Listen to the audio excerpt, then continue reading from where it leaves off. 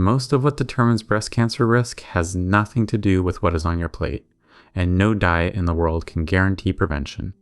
I want to say that first, because so much of what you hear online implies the opposite, that if you just eat the right superfood or avoid the wrong ingredient, you will be safe.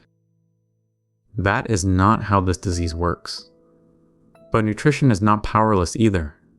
There are a few levers with real evidence behind them, and over the next few minutes, I want to give you the full picture, what actually matters, what the research shows, and what you can finally stop worrying about.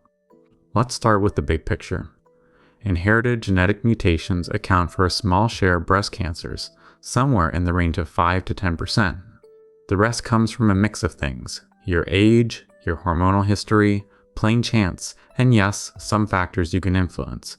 Notice that word, influence, not control. Healthy habits can shift the odds in your favor, and that is genuinely worth doing. But shifting odds is never the same as deciding an outcome.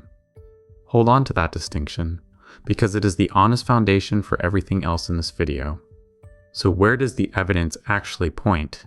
The clearest dietary risk factor, by a wide margin, is alcohol. It is one of the strongest and most consistent findings in this entire field. Risk rises roughly 7 to 10% for each daily drink, and researchers have not found a level of intake that appears truly neutral. Alcohol can damage DNA and raise estrogen levels, which is likely why the link shows up so reliably across studies. Now, this does not mean a glass of wine at a wedding seals your fate. It is a dose relationship. Less is better, and if you drink regularly, cutting back is probably the single most meaningful dietary change you can make. The second lever is body weight, especially after menopause. Once the ovaries wind down, fat tissue becomes the body's main source of estrogen, so carrying extra weight in those years keeps estrogen exposure higher than it would otherwise be. In the research, weight gained gradually through adulthood, on the order of every 5 kilograms or so above your weight at 18, is associated with a meaningfully higher risk later on. Please hear this gently. This is not about a number on the scale or about judgment. It is about direction. Even modest, sustainable steps toward a healthier weight count and regular physical activity supports all of it. Movement is consistently linked with lower breast cancer risk on its own, partly through its effects on hormones, insulin, and weight. Then there is the overall eating pattern, and here the evidence favors something plant-forward.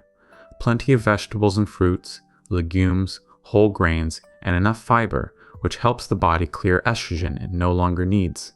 Some individual foods have interesting research behind them. Cruciferous vegetables like broccoli and cabbage contain compounds that support the body's detoxification enzymes. Berries are rich in anthocyanins with anti-inflammatory effects, and ground flaxseed stands out, because in a randomized trial, women eating about 25 grams a day showed reduced tumor cell activity. A tablespoon or two on your oatmeal is an easy, reasonable habit. Just remember, these are supporting players in a pattern, not magic shields. Now the one I get asked about constantly, soy. You may have heard that soy feeds breast cancer. The human evidence says otherwise.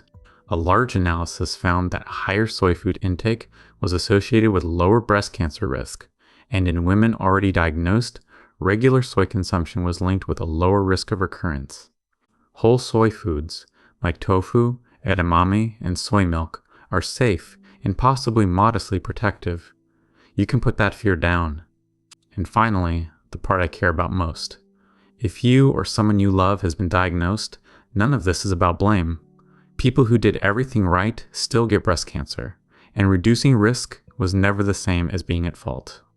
Food is one lever among many, and you only ever had your hands on some of them.